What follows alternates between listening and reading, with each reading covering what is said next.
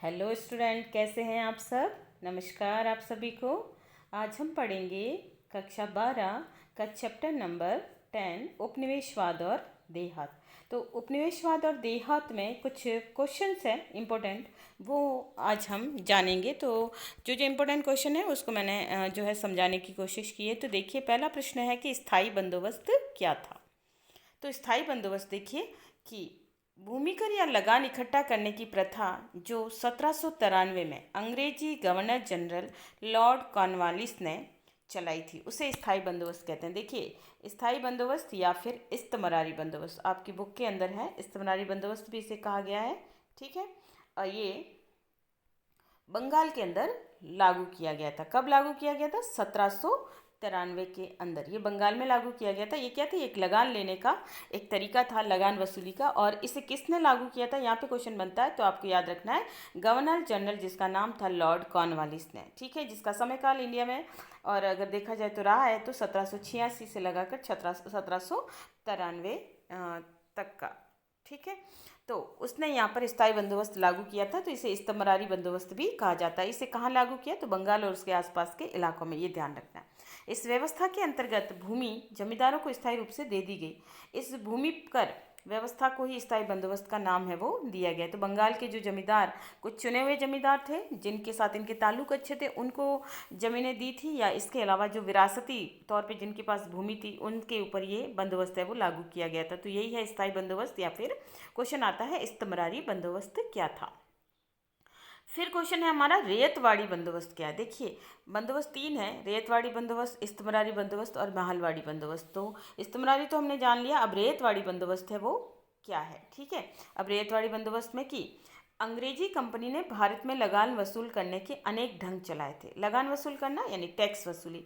अंग्रेज सरकार है वो भारतीयों से विभिन्न प्रकार से कर की वसूली करती थी। तो अनेक तरीकों से कर वसूली होती थी। तो हमने बंगाल और उसके आसपास में देखा इस्तमरारी बंदोबस्त लागू किया था। इसमें रेयतवाड़ी भी एक था। अब रेयत, रेयत का अर्थ क्या होता है? किसान। रेत का अर्थ होता है किसान, ठीक है, किसानों से लगान वसूली। तो रेतवाड़ी भी एक था। इसमें सरकार का संबंध जमींदारों से न होकर रेत या किसानों से सीधा होता था। तो ये आपको याद रखना है। रेतवाड़ी में क्या है? रेत यानी किसान याद रखना है, और किसान, किसानों से सीधा ही लगान वसूली है वो सरकार है वो करती थी उस दौरान की ब्रिटिश सरकार, ठीक है। इसलिए जमींदारों को बीच में कुछ नहीं देना पड़ता था। इस प्रथा को मद्रास और बम्बई में लागू किया गया था। ये ध्यान रखना, इसे मद्रास और बम्बई दक्कन में लागू किया गया था। इस व्यवस्था में लगान की दर काफ़ी ऊंची थी, जिसके परिणाम स्वरूप किसान कर्ज लेने के लिए मजबूर हो जाते थे। यानी अंग्रेज सरकार अकाल की स्थितियां वगैरह हैं तो इसमें भी कोई रियायत नहीं देती थी, जिसके कारण किसानों की स्थिति बहुत खराब हो जाती थी। और यहाँ तक कि जो बम्बई, दक्कन और मद्रास में इसे लागू किया गया था, बम्बई दक्कन में तो दंगे भी हो गए थे। तो ये इस पार्ट के अंतर्गत ही आया है। तो यहाँ पर यही चीज़ मैं आपको बताने की कोशिश कर रही हूँ कि इसमें रैयतवाड़ी बंदोबस्त था, जिसमें किसानों से सीधा संपर्क साधा गया था और किसानों से ही जो है वसूली की गई थी। लेकिन इसमें ये चीज़ ध्यान रखनी है कि इसमें बंदोबस्त बहुत ज़्यादा था। यानी कहने का मतलब है कि लगान की दरें हैं वो काफ़ी ऊंची थी। यहाँ तक कि कहीं कहीं पे तो जो 1820 में इसे लागू किया गया तो कहीं पे 50% तो कहीं पे 60% और कहीं पे 100% भी जो है वसूली है वो की गई थी। तो इस प्रकार से किसानों की स्थिति बहुत खराब हो गई थी। फिर नेक्स्ट प्रश्न हमारा आता है कि भाड़ा पत्र क्या था। देखिए, भाड़ा पत्र पे भी क्वेश्चन आता है। तो भाड़ा पत्र क्या है? देखिए, भाड़ा पत्र में अगर हम आंसर देखें तो भाड़ा पत्र एक ऐसा दस्तावेज था जिसमें रैयत ये लिख कर देते थे कि वे साहूकारों से जमीन और पशु खेती करने के लिए भाड़े पे ले रहे हैं। देखिए, अभी हमने क्या पढ़ा है, रेतवाड़ी बंदोबस्त के दौरान है किसान है वो कर लेने के लिए बाध्य हो जाते, सॉरी, ऋण लेने के लिए बाध्य हो जाते थे। अब ऋण लेने पर किसान क्या होता था? ऋण के तले डूब जाता था। अब ऋण के तले डूबने पर अब उसको, किसानों के पास और कोई आय का स्रोत तो होता नहीं था। ज़्यादा से ज़्यादा क्या रहेगा? ज़मीन का टुकड़ा और छोटे से एक किसान की बैल की जोड़ी रहेगी। तो ऐसे में जब किसान लोग जब इन साहूकारों से ऋण लेते थे, तो साहूकार है ऋण के बदले में या तो उनकी ज़मीन है वापस गिरवी रख लेते थे, या फिर उनके बैल गिरवी रख लेते थे, या फिर उनके घर गिरवी रख लेते थे, कभी हल गिरवी रख लेते थे। ऐसी स्थिति में ये लोग क्या करते थे कि गिरवी रखी हुई चीज़ को कई बार इतना ज़्यादा बोझ तले किसान दब जाता था कि वो किसान जो है, जो साहूकार है वो पूरी की पूरी चीज़ें वो उसकी हड़प लेता था, चाहे बैल का जोड़ा हो, चाहे हल हो, चाहे ज़मीन के टुकड़े हो, तो उसको हड़प लेता था। लेकिन किसान चूंकि अपना रोजगार कैसे चलाए, अपने परिवार को कैसे पाले, तो इस हेतु क्या करता था, वो साहूकार के पास वापस जाता था और साहूकारों से जमीन और पशु खेती के लिए भाड़े पर रख रहे हैं, तो एक दस्तावेज अब साहूकार भी बड़े चालाक होते थे, वो क्या करते थे, एक दस्तावेज तैयार करवा लेते। उस दस्तावेज में एक डॉक्यूमेंट ही होता था, उस दस्तावेज में किसान की तरफ से अंगूठा लगवा दिया जाता था, यानी साहूकार लोग उस पर लिख लेते थे कि ये ज़मीन है, इसका मालिक साहूकार है, ये पशु है जो खेती करने के लिए जा रहे हैं वो भी इसका मालिक है, साहूकार है, और वो किसानों को भाड़े पर दे रहे हैं, तो उसके ऊपर भी वापस वो टैक्स लगा देते थे या जो भाड़ा है वो लगा लेते थे। यही भाड़ा पत्र है। वास्तव में ये जमीन पशु रैयत के ही होते थे, जो ऋण न चुका पाने के कारण ऋणदाता ने हथिया लिए थे। तो इस प्रकार से लोग हथकंडे अपनाते थे। तो ये भाड़ा पत्र एक ऐसा ही जो है किराए का एक दस्तावेज था, जिसके कारण किसान हैं वो अंगूठा लगा लेते थे, क्योंकि किसानों की मजबूरी होती थी, पढ़े लिखे होते नहीं थे, सारी चीज़ें समझ नहीं पाते थे, और वो ऋण पे ऋण है वो देते जाते थे, मूलधन चक्रवृद्धि ब्याज है वो बढ़ता ही चला जाता था। तो इस प्रकार से किसान मजबूर हो जाते थे। फिर है संथाल कौन थे, बहुत ही इंपॉर्टेंट क्वेश्चन है आपका। संथाल कौन थे और उनके जीवन की दो विशेषताएं बताइए। देखिए, संथाल लोग राजमहल की पहाड़ियों की तलहटी या निचले भागों में रहते थे। अब संथाल, अगर हम संथाल है तो ये हम वापस बंगाल और उसके आसपास के इलाकों की तरफ जाएंगे, जहाँ पे राजमहल की पहाड़ियाँ, ये राजमहल की पहाड़ियाँ क्या है, ये इलाका है। जैसे हमारे राजस्थान में जो है अरावली पहाड़ियाँ हैं, ठीक है, उसी प्रकार से बंगाल और उसके आसपास के इलाके जो है वहाँ पे राजमहल की पहाड़ियाँ हैं, ठीक है। उसकी तलहटी यानी वो पहाड़ी इलाके के नीचे भागों में है, ये संथाल बाशिंदे वो रहा करते थे। वे हल से जुताई करके खेती किया करते थे। उनकी एक खासियत थी कि वो हल से खेती कर लिया करते थे। उन्हें मैदान के जमींदार लोग खेती के लिए नई भूमि तैयार करने और खेती का विस्तार करने के लिए भाड़े पे लगा लेते थे। ये आदिवासी लोग थे, और जो मैदानी इलाकों में रहने वाले जमींदार लोग थे वो इनको जो है भाड़े पे लगाते थे। इस प्रकार धीरे धीरे संथाल है वो दूसरों की ज़मीनों पर किराए बन के या किराएजीवी बन के, या हम कह सकते हैं कि भागीदार बन के, या जो भी हिस्सेदार बनकर वो खेती करते थे, और इस प्रकार से ये राजमहल की पहाड़ियों में रहने वाले लोग थे, ठीक है। ये बाद में संथाल विद्रोह भी हम आया था, तो वो हम बाद में देख लेंगे, ठीक है। अब है दक्कन दंगा आयोग से आप क्या समझते हैं। यही रेतवाड़ी बंदोबस्त जस्ट हमने क्वेश्चन समझा है, तो यहीं पे क्वेश्चन आया है कि दक्कन दंगा आयोग, तो दक्कन दंगे क्यों हुए थे। दक्कन यानी दक्षिण, ठीक है, दक्षिण मुंबई और उसके आसपास का इलाका। तो यहाँ पर दंगे क्यों हुए थे, दंगे यानी वहाँ पे ऐसी जो स्थितियाँ पनप गई थी, जिसके कारण है विरोध है वो किसानों के माध्यम से हो गया था। तो यहाँ पर आयोग यानी एक मंत्रिमंडल कह सकते हैं, एक शिष्टमंडल कह सकते हैं, एक समिति कह सकते हैं, एक परिषद कह सकते हैं। तो दक्कन दंगा आयोग से आप क्या समझते हैं। तो यहाँ पे हमारा प्रश्न बनता है कि 1875 के बाद जो दक्कन में किसानों द्वारा दंगे किए गए थे, उनकी छानबीन करने के लिए भारत सरकार के दबाव डालने पर बम्बई की सरकार ने जो जांच आयोग बिठाया था उसे दक्कन दंगा आयोग कहा जाता है। देखिए, ये आपको याद रखना है कि दक्कन दंगा आयोग क्या है। तो ये एक समिति है, एक आयोग है, ठीक है, और जो मुंबई दक्कन में दंगे हुए थे उसी की जांच पड़ताल करने के लिए ये आयोग है, दक्कन दंगा आयोग बनाया गया था, उसे दक्कन दंगा आयोग कहा जाता है। और दक्कन दंगा आयोग ने ये रिपोर्ट है 1878 में ब्रिटिश पार्लियामेंट के सामने पेश की थी। देखिए, यहाँ पे दो प्रकार का क्वेश्चन है, एक तो दक्कन दंगा आयोग, एक यहाँ पर क्वेश्चन आया कि दक्कन दंगा आयोग का गठन कब किया गया था। 1875 आपको याद रखना, क्योंकि हिस्ट्री है ये, ठीक है। हिस्ट्री में हमें क्या है, मोस्ट ऑफ सन याद रखने पड़ते हैं। तो 1875। अब दूसरा क्वेश्चन यहाँ बनता है कि दक्कन दंगा आयोग ने अपनी रिपोर्ट है ब्रिटिश पार्लियामेंट में कब जो है पेश की थी। तो आपको ये सन याद रखना है, 1878 में, ठीक है। तो यहाँ पे दो क्वेश्चन है और तीसरा क्वेश्चन आपका दक्कन दंगा आयोग बन नहीं रहा है, ठीक है। नेक्स्ट क्वेश्चन हमारा है कि जोतदार कौन होते थे।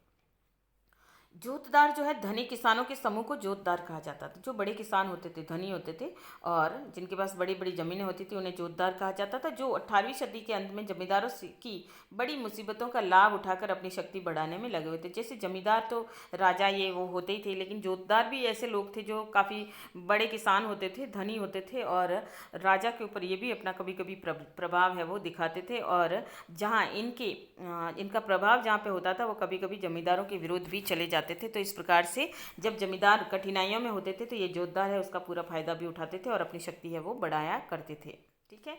नेक्स्ट क्वेश्चन हमारा बनता है कि राजस्व राशि के भुगतान में जमींदार क्यों चूक करते थे। ये हम वापस अगर देखें तो ये क्वेश्चन हमारा बंगाल से रिलेटेड है, क्योंकि बंगाल के अंदर जो इस्तमरारी बंदोबस्त लागू किया गया था, ठीक है, इस्तमरारी या फिर कह सकते हैं स्थायी बंदोबस्त। ठीक है, स्थायी बंदोबस्त लागू किया था। इसके अंदर क्या है, राजस्व की दरें हैं उसमें भी ऊंची ही थी। ठीक है, और क्या रीज़न थे कि जमींदार हैं वो राजस्व राशि नहीं चुकाते थे। इसके पीछे कारण क्या थे, तो हम कारणों को जानते हैं कि इसके अनेक कारण थे। राजस्व यानी लगान वसूली। ठीक है, लगान वसूली की जो राशि निर्धारित थी उसे समय पर नहीं चुकाते थे। उसके पीछे कौन से कारण थे।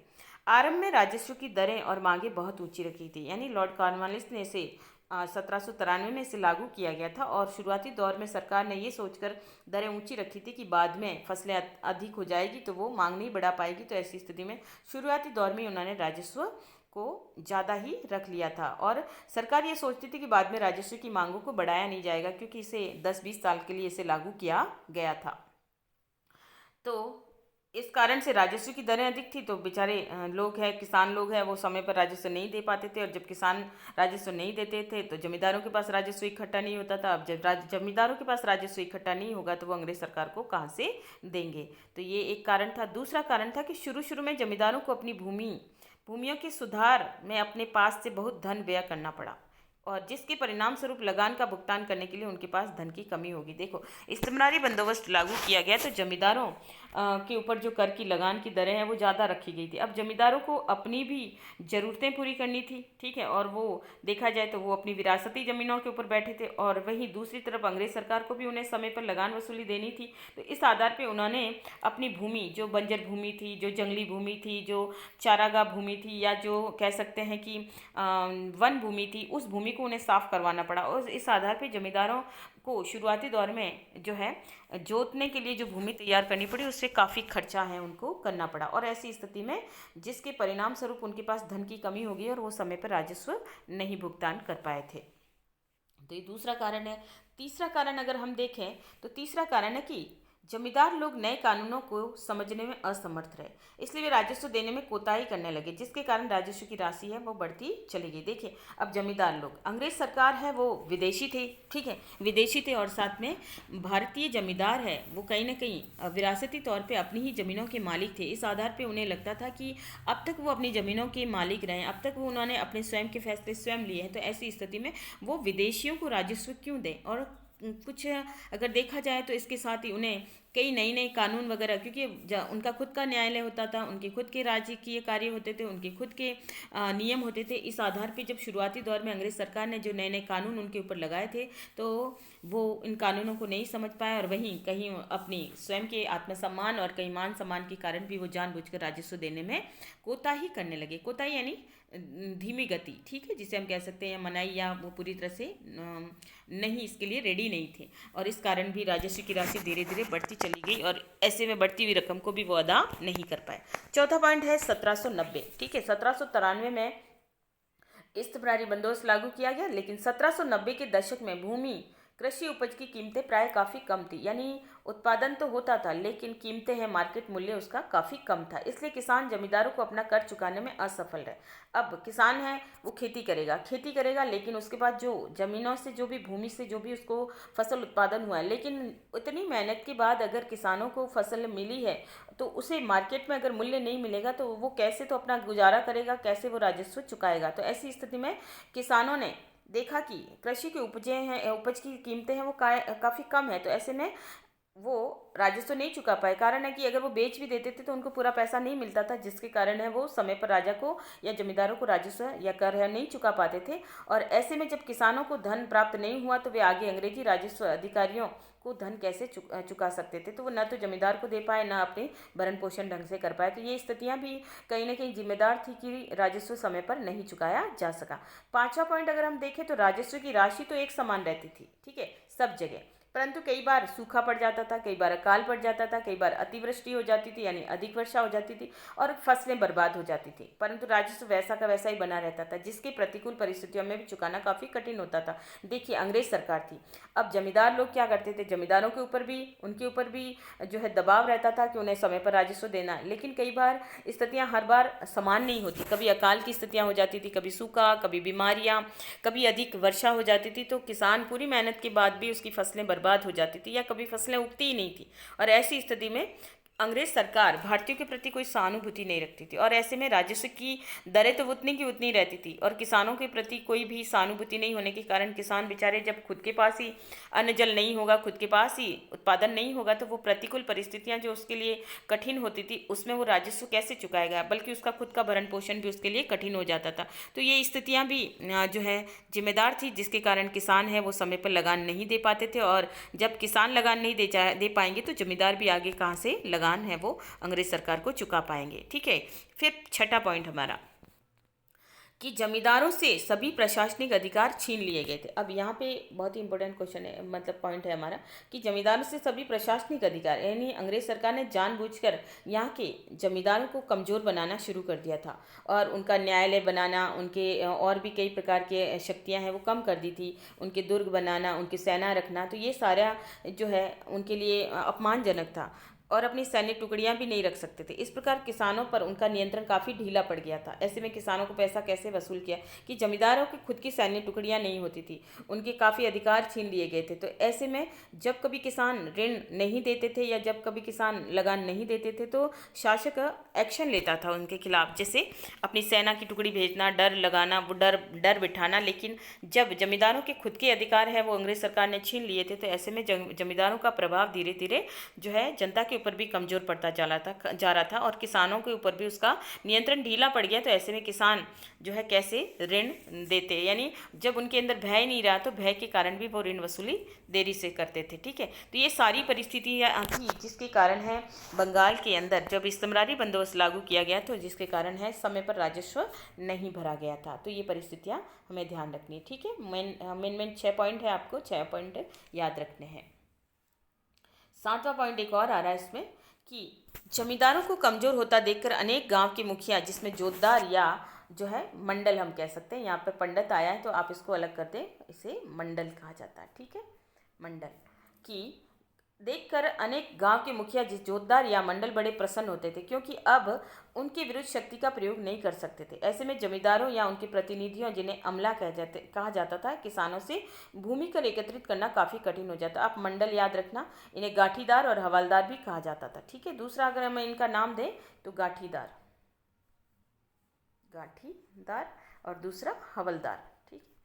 ये बड़े जो है मुखिया जो गांव के होते थे उनकी बात करें। अब जोतदार से हम तात्पर्य ले सकते हैं जिसे बड़े बड़े ठाकुर वगैरह हुआ करते थे, जो कि छोटे इलाकों के मालिक हुआ करते थे, लेकिन वो काफ़ी शक्तिशाली हो जाते थे गांवों के अंदर। और जब कभी राजा से उनकी नहीं बनती थी, अपने जमींदार से उनकी नहीं बनती थी, तो ऐसे में ये जोतदार है वो स्थितियों का फ़ायदा उठाते थे और वो बड़े प्रसन्न होते थे। ठीक है, और क्योंकि अब उनके विरुद्ध शक्ति का प्रयोग है नहीं कर सकते थे, कारण क्या था कि उनके पास सैन्य अधिकारी सेना नहीं थी। और ऐसे में जमींदारों के प्रति जब उनका वो अच्छा नहीं रहता था, संबंध उनके बिगड़े रहते थे, तो वो जानबूझकर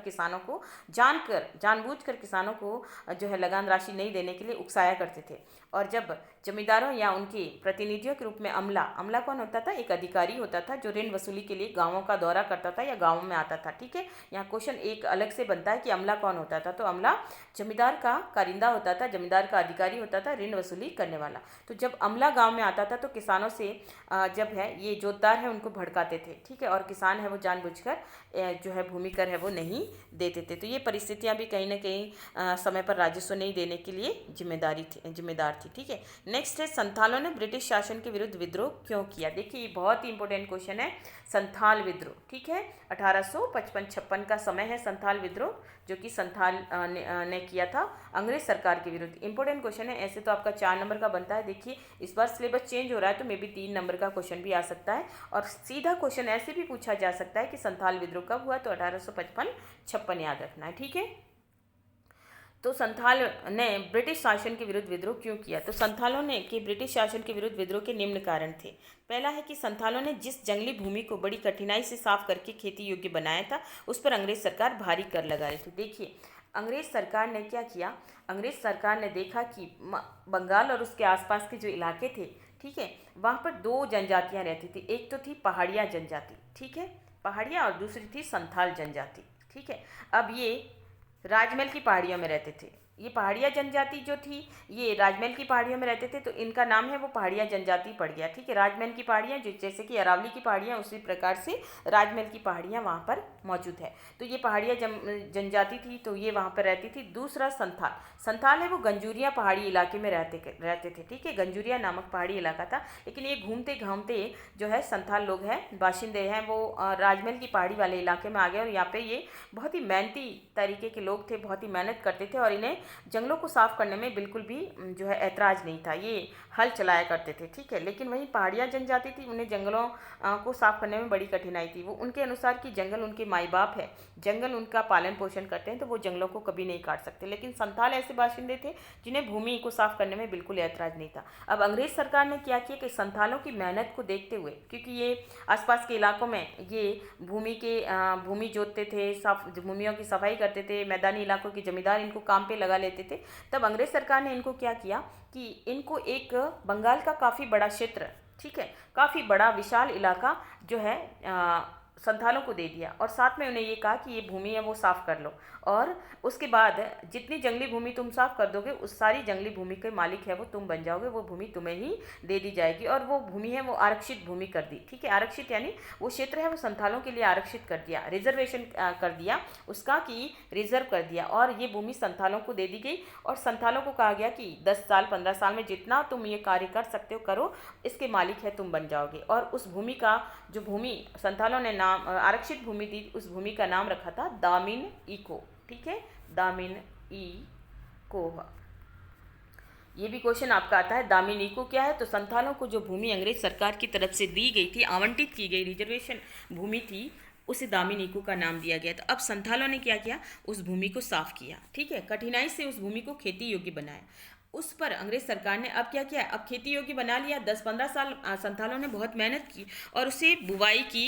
ये उत्पादन जब होने लगा तो अब देखा अंग्रेज सरकार ने कि जो है शुरुआती दौर में तो लगान की दरें हैं वो काफ़ी कम लगाई, लेकिन जैसे जैसे संथाल लोग हैं वो बाजार की तरफ जाने लगे, वो सामान्य जीवन जीने लगे थे, तो उस पर अंग्रेज सरकार ने देखा कि उत्पादन भारी मात्रा में हो रहा है, तो उन्होंने उसके ऊपर सरकार है वो भारी कर लगाने लगी। तो ये संथाल विद्रोह का एक कारण था। ठीक है, जिससे संथाल लोगों को लगा कि उन्हें ठग लिया गया, उनको सिर्फ इस्तेमाल किया गया है।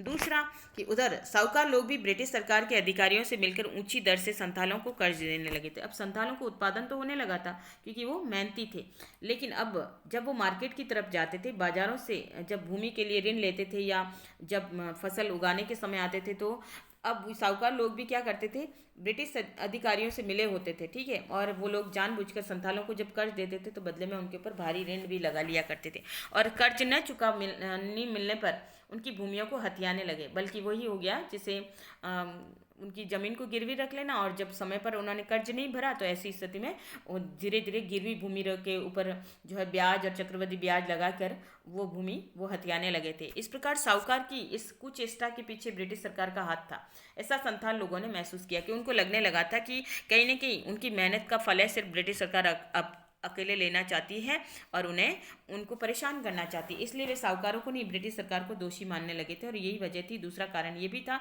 जिसके कारण संथालों ने विद्रोह कर दिया। फिर हमारा तीसरा पॉइंट आता है कि जब जमींदारों ने संथालों के निश्चित इलाके जिसे दामिनी को कहा जाता था, ठीक है, ये आरक्षित भूमि वही आ गई। ठीक है, निश्चित इलाका यानी जो उनके लिए कहा गया था कि ये इस भूमि के मालिक है वो संथाल रहेंगे। तो जब जमींदारों ने संथालों के निश्चित इलाके जिसे दामिनी को कहा जाता था उन्होंने अपना अधिकार का दावा कर लिया। अब जो जंगल, जो इलाके, जो पहाड़िया इलाके या जो भी क्षेत्र थे उसमें कुछ ऐसे भी इलाके थे जो कि जमींदारों की मैदानी इलाकों में या पहाड़ी इलाकों के जो भी जमींदार आसपास के थे वो उसे अपनी भूमि का दावा करते थे।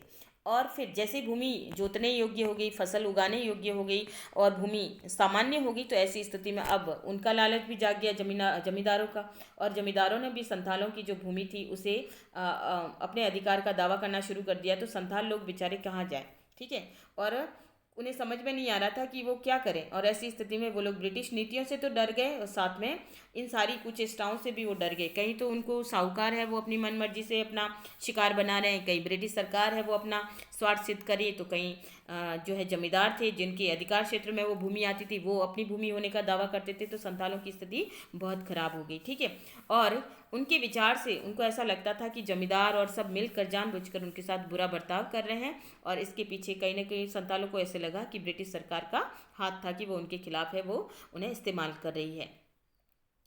चौथा पॉइंट था कि ब्रिटिश सरकार जैसे जैसे सुदृढ़ होती चली गई, उन्होंने पहाड़ी क्षेत्रों को भी अपना दृढ़ नियंत्रण में लेने का प्रयत्न कर दिया। देखिए, संथालों को एक तरह से इस्तेमाल करके भूमि को साफ करवा दिया। अब यहाँ पर उन्होंने क्या किया कि अपने अंग्रेज सरकार ने देखा कि उत्पादन और अच्छा अधिक हो सकता है, तो उन्होंने वो जो भूमि संथाली क्षेत्रों में आती थी, पहाड़ी क्षेत्रों की भूमि, उन्होंने अपने नियंत्रण में लेना शुरू कर दिया।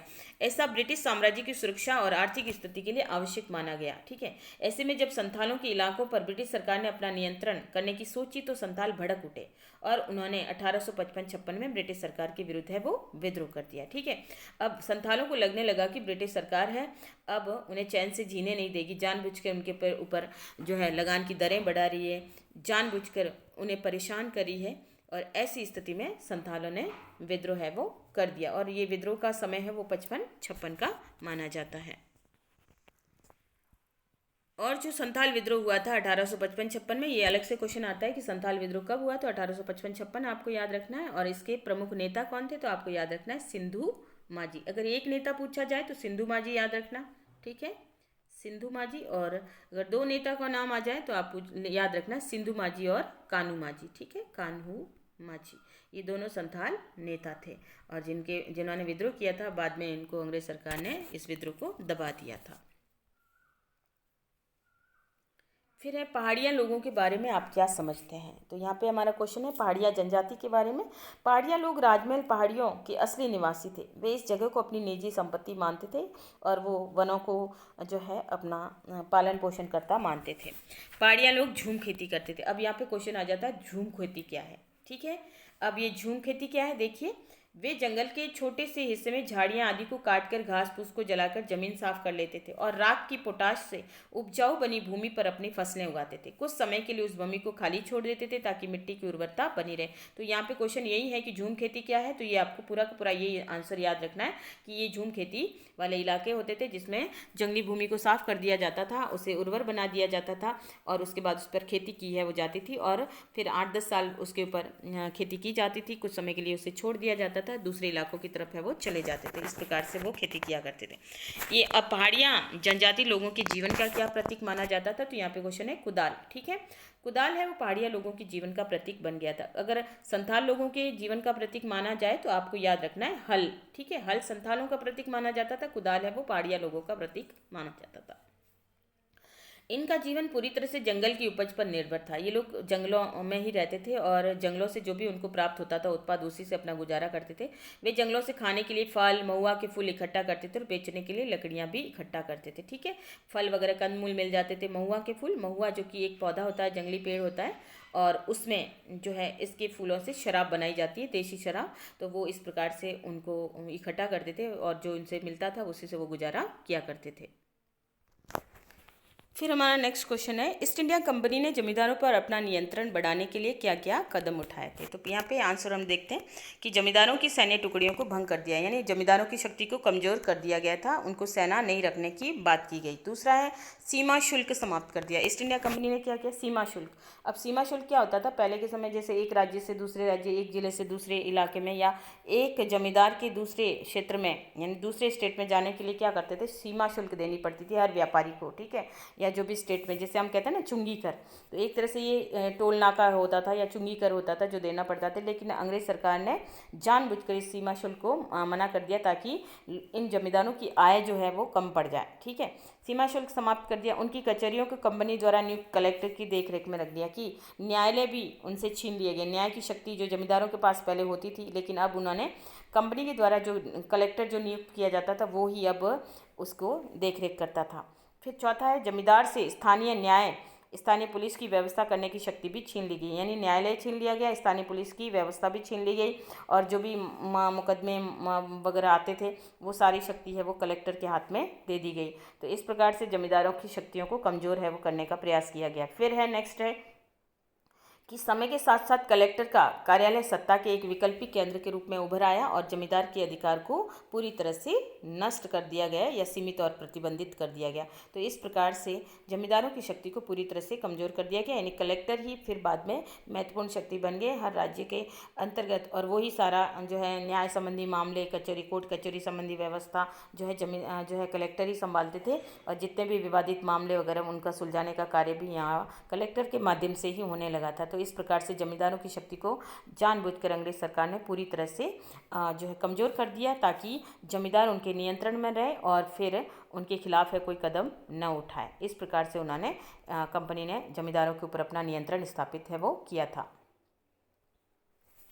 फिर नेक्स्ट क्वेश्चन है कि जमींदार समय पर ऋण चुकाने में चूक क्यों करते थे या क्यों चूक जाते थे, तो इसके पीछे क्या कारण थे। ठीक है, जमींदार लोग ऋण चुकाने में देरी करते थे या चूक करते थे, इसके पीछे कारण था, एक तो राजस्व की रकम अत्यधिक थी। अंग्रेज सरकार ने जब इस्तमरारी बंदोबस्त लागू किया था 1793 में, उस दौरान राजस्व की दरें बहुत अधिक थी, तो इसके कारण भी जो है वो जानबूझकर देरी करते थे। फिर है 1790 में राजस्व की रकम में वृद्धि होने से इसका खराब प्रभाव कृषि उत्पादन पर पड़ा और किसान समय पर कर नहीं दे पाए, यानी कि राजस्व तो ज़्यादा था, ठीक है, लेकिन वहीं उत्पादन की कीमतें हैं, बाजार मूल्य कम था, जिसके कारण है वो जमीन जो है किसान है वो समय पर ऋण नहीं चुका पाए। फिर है जमींदार भी राजस्व नहीं चुका पाते थे, तो जब किसानों के पास राजस्व नहीं आता था तो जमींदार अंग्रेज सरकार को राजस्व कहाँ से चुका पाते। उत्पादन हमेशा समान रूप से नहीं होता था, कभी अकाल वगैरह हो जाता था, कभी जो है सूखे की स्थितियाँ होती थी, कहीं पे भूमि अधिक उपजाऊ थी, कहीं बंजर भूमि थी, तो कभी नॉर्मल भूमि थी, ये सारी वजह से उत्पादन भी अलग अलग होता था, इसलिए भू राजस्व एक समान भी नहीं था, परंतु भू राजस्व नियमित रूप से देना पड़ता था। तो ये सारी परिस्थितियाँ थी जिसके कारण है वो जमींदार जो है राजस्व चुकाने में देरी करते थे या किसान उनको समय पर नहीं दे पाते थे, तो जमींदार लोग भी राजस्व नहीं चुका पाते थे। फिर एक और इम्पोर्टेंट क्वेश्चन है कि पांचवी रिपोर्ट क्या थी। ठीक है, अब पांचवी रिपोर्ट क्या थी देखिए, पांचवी रिपोर्ट सन 1813 में ब्रिटिश संसद में पेश की गई थी, ये समय आपको याद रखना है, जो भारत में ईस्ट इंडिया कंपनी के प्रशासन में तथा क्रियाकलापों के बारे में तैयार की गई थी। यानी इंग्लैंड के अंदर ऐसी बहुत सारी कंपनियां थी जो चाहती थी कि वो भारत के साथ व्यापार करें, और जहाँ उन्होंने वो चाहती थी कि ब्रिटिश ईस्ट इंडिया कंपनी का जो एकाधिकार भारत के अंदर चल रहा है वो समाप्त हो जाए और उनको भी मौका दिया जाए कि वो इंग्लैंड का व्यापार या वो भारत में व्यापार कर पाए। और उन्होंने उसके लिए कई तरीके के उन्होंने बात भी की कि सिर्फ है ब्रिटिश सरकार को इसका लाभ नहीं मिल रहा, बल्कि ईस्ट इंडिया कंपनी अकेली पूरे भारत का लाभ उठा रही है व्यापार का, और उन्हें जो है ब्रिटिश सरकार को कुछ ही हिस्सा दे रही है। तो इसके बाद में ब्रिटिश सरकार ने जो है एक पांचवी रिपोर्ट तैयार करवाई, जिसमें कंपनी के शासन के ऊपर पूरी तरह से नजरें रखें जाने लगी या उनकी क्रियाकलापों के बारे में पूरा ब्यौरा है वो लिया जाने लगा था। ठीक है, ये रिपोर्ट 1002 पृष्ठों में थी। जो इसका आयोग जो गठित किया गया था, इसमें जो शिष्टमंडल बैठाया गया था, उसने ये रिपोर्ट है वो तैयार की गई थी, और इसमें 1002 पृष्ठ थे और 800 से अधिक पृष्ठों में जमींदारों और रैयतों की अर्जियां भी मौजूद थी कि समय समय पर जो भी मुकदमे, मामले, जो भी विवादित मामले वगैरह आए वो भी सारा इस रिपोर्ट के अंदर डाल दिया गया था।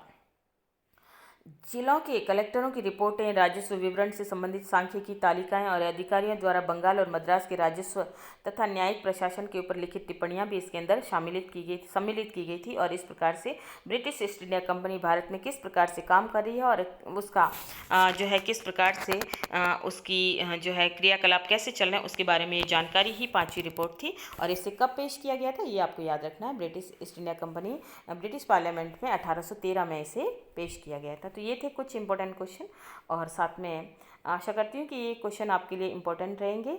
और साथ में आपसे अनुरोध है कि आप मेरे चैनल को लाइक करें, शेयर करें और सब्सक्राइब करें, अपने मित्रों को भी बताएं। थैंक यू, धन्यवाद।